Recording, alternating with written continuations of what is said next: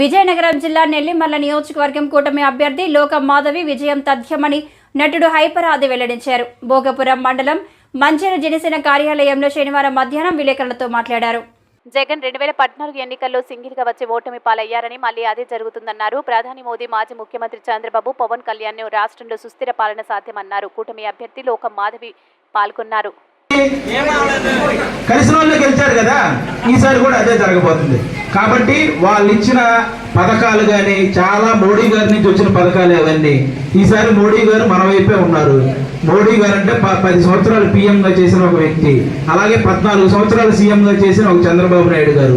వీళ్ళిద్దరూ మన పవన్ కళ్యాణ్ గారు చెప్పిన మాట మీద ఒక కూటమిగా ఏర్పడారంటే మన పవన్ కళ్యాణ్ గారు ఎంత నిజాయితీ పరుడో ఒకసారి ఆలోచించారు.